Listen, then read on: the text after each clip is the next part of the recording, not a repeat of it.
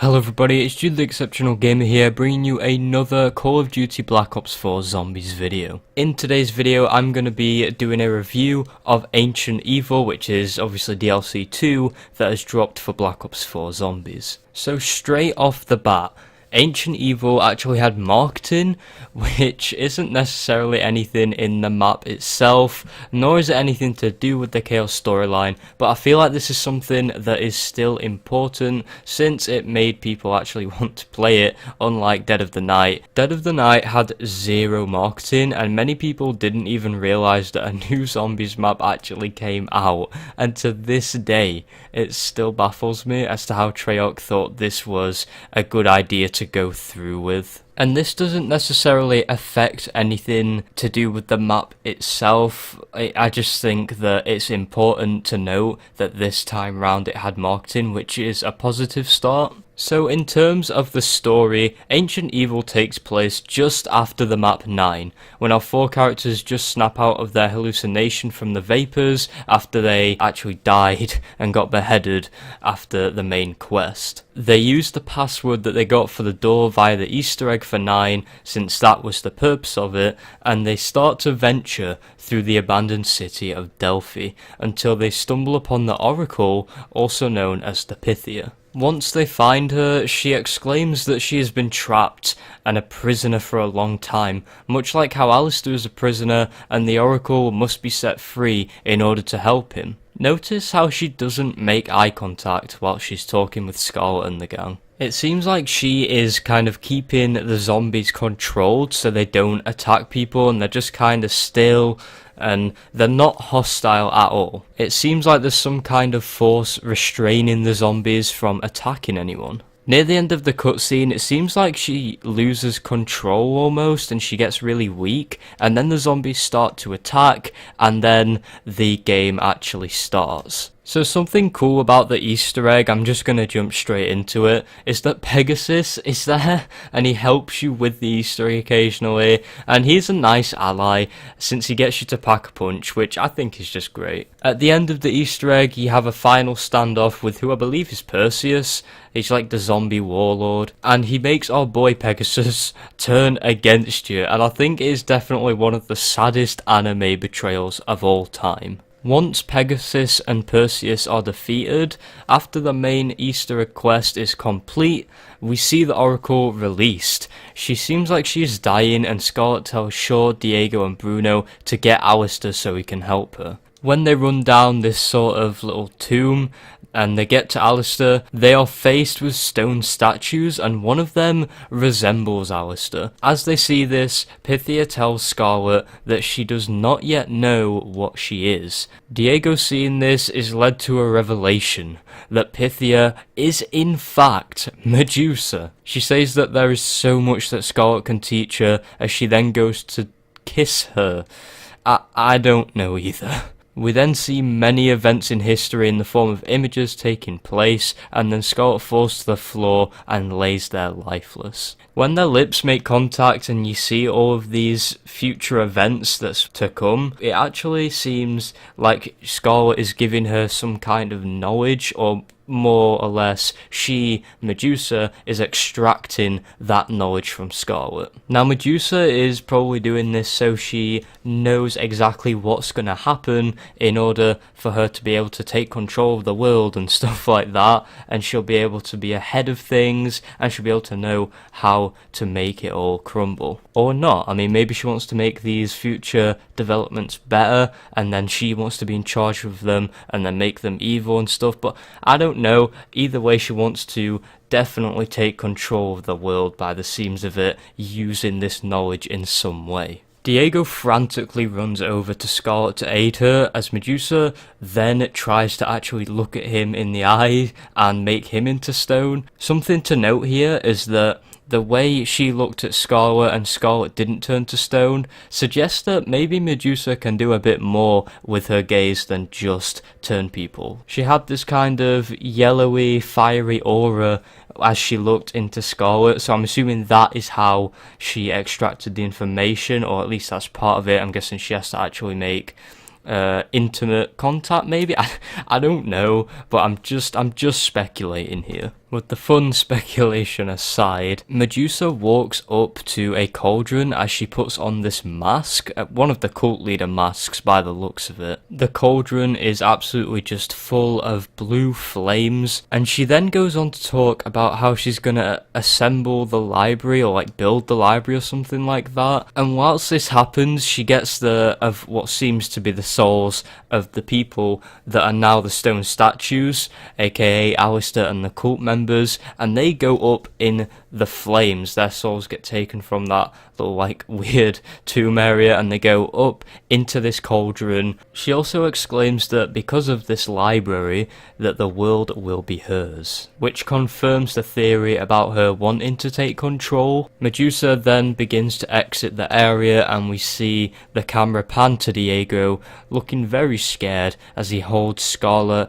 and finally the screen fades to black. One thing I really loved about this cutscene is you see a lot of emotion from the characters, especially Diego. Maybe not so much Bruno and Shaw, considering they are now the cult members. Oh, I forgot to mention that Shaw, in fact, got killed and revived by, I'm assuming, the Scepter of Ra, by Bruno. Shaw then gets the red little marking on his head, and yeah, so them two are in on it. Literally, Diego is the only one who is actually okay. Everyone else is in the cult, or, you know, completely lifeless, or even dead like Scarlet is. I especially love how you could see the raw emotional trauma on Diego's face as everything went so wrong so fast. It definitely makes me care more about the Chaos Crew because you actually see that they're people. You know, Primus did this really well. You actually got to see how they were feeling throughout all of Black Ops 3, and I think that was really good. It actually made me really happy to see this with the Chaos Crew. It brought out the humanity in them and the emotion, especially with Diego. I mean, if I was in his position and the two friends I had were possessed and taken over by this cult that are evil, and the girl that I liked actually is potentially dead, I would be pretty upset too. Now that we've gotten the story out of the way, let's talk about the actual map itself. Ancient Evil makes you feel like you are on a real adventure, especially whilst doing the Easter egg. Even if you're just watching someone do the Easter egg, it still retains that feeling and overall makes you intrigued. It has this atmosphere that gives you some Tomb Raider or like Indiana Jones vibes, except you are dealing with Greek gods and goddesses. The aesthetic of the map are so in-depth and remind me of Shangri-La and Buried, this kind of underground like city, abandoned city should I say, as well as these beautiful sites of ancient shrines that are just lost and time has taken over. And plus, I think the fact that there is a freaking Pegasus that flies around the map and the scaling of it just feels great. I think that is just amazing in on itself. Jason Blundell actually said a while back that he likes to play with scaling, such as having the giant robots in Origins, which make the player feel small, and I would argue this type of idea with scaling is also in Die Rise due to the skyscrapers being huge, and when you look down you just feel so small and it just feels so big. I really didn't mean for that to come out so weird. This idea of scaling really comes into play on Ancient Evil when you see Pegasus soaring in the air and just striking down all the zombies whilst you're obtaining the artifact. It makes the map and the city of Delphi just feel so alive even though it's so dead. You're always seeing or just being reminded of these ancient forces that are just coming into play. And for someone who absolutely loves these kind of Greek god mythology things, I think this was really, really refreshing just to see everything just happening like that, like Pegasus and Perseus and Medusa. I think it is such a clever idea. Objects and textures around the map don't really feel reused, it all just feels fresh, and it also feels very innovative. Just the whole concept of the map and the way it's executed and the story it brings, as well as the sights and the gameplay, it feels like it's very kind of renewed, bringing a totally different scene to the table whilst retaining and slightly tweaking the zombies gameplay. Essentially what I'm trying to say is I feel like this map has much more replay value than Dead of the Night. Like, I can see myself coming on this much more than that map. Because of all of this, the map just feels quite fun to explore and play in. Now the question is this map enough to revive the community? You know, is it enough to bring a lot of people back who just dropped out and called it quits? Sadly, I just don't think it does. I feel like we'd have to have another banger of a map like Gorod Krovi. I feel like this didn't quite hit the bullseye. It was just slightly next to it, you know. It's up there, it's a really good map, but I don't think it hit the nail on the head exactly. Like, I'm not really at the point with Black Ops 4 Zombies where I go on it and play it like I did with Black Ops 3 and 2 and 1, where I just played it out of pure fun. I feel like I play Zombies a lot more to either get videos done or to get my daily calling done, and I'm not saying I have a huge problem with it and that I'm not enjoying it anymore, just not enjoying it as much. This map did bring a very good taste in my mouth though. I mean, I was excited with it, you know. I got on, I was like, oh my god, yes, and I got a little bit of that old feeling back where when, I don't know, Revelations was going to drop, I was quite excited and I got that feeling, and for the most part it delivered. I mean, we've got an Easter egg quest that gives you hints, it doesn't just leave you in the dark, which I absolutely love. I mean, for high rounders, I'm not really sure if this map is for them exactly, but however, I just think Easter egg wise, this map really redeems itself. It adds so much more depth and layers to the lore of the Chaos crew. Overall, the best way you can really describe Ancient Evil is just a breath of fresh air, okay? Just so many things on this map feel new, and it's nice to have this. If we keep going this way forward in Zombies,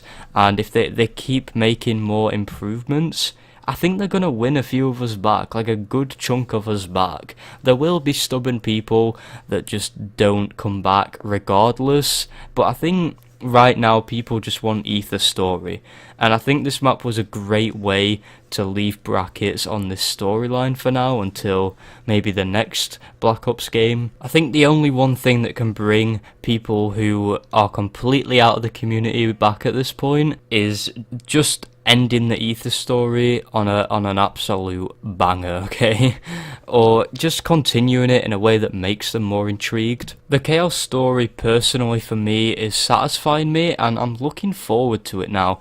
I'm hooked in with it now. I'm thinking, yep, I actually want to see what's going to happen here, because Alistair is dead, and that is a huge plot point that is, honestly, I think it's threw a lot of us off guard. I thought the whole Ether story was just going to be us chasing Alistair around location after location, map after map, but no, there's actually much bigger evils coming into play. I believe the next 2 DLCs we're going to get are going to be Ether based, we're going to be following or potentially ending the Ether storyline. I know a lot of people want it to end, and to be honest, I kind of do. I think it just needs to go out in a blaze of glory. It really needs to leave us absolutely shocked and glad that we followed this story for so long. However, I can see the other side where it's just like, make it continue, but however, if we had the next game just solely Ether, I feel like they could make it work if they kept us hooked in and engaged with it, but that is a whole nother video for a whole nother day. Ancient Evil is seen by a lot of the community as probably the best Black Ops 4 map we're gonna get. I personally think it is a really good map, okay? All this crazy stuff just happening, everything is just exploding. When I watched the trailer, I actually felt that bit of excitement, and when Ancient Evil launched, I was actually pleasantly surprised. I think this is a really just amazing map, and I can understand why this would be some people's, you know, like top 3. So thanks Treyarch for this breath of fresh air. I hope you enjoyed this critique / review of Ancient Evil, because I actually enjoyed making this, and if this video gets a lot of like positive feedback and discussion, then I will definitely do this for the next map that comes out, because yeah, I've always wanted to be doing critiques and like reviews of maps, but honestly I just haven't had time. But I've got time now, so I'm happy I did this. I really had the chance to express a lot of my points, and I hope I spoke for some of the community. I know I'm not on any kind of pedestal here, I'm not saying I am, but I just hope there's someone that is watching this and thought, yeah, he explained my thoughts. If you made it all the way to the end of this video, you are amazing, okay, because this took a while to do, and I really appreciate it. It shows that people actually enjoy my channel and these kind of videos. But anyways guys, I'm gonna leave this video here today. If you enjoyed, be sure to smash that like button, comment, subscribe for more, turn the notification bell on too. Thank you guys for watching, if you made it this far once again. I'll see you next time.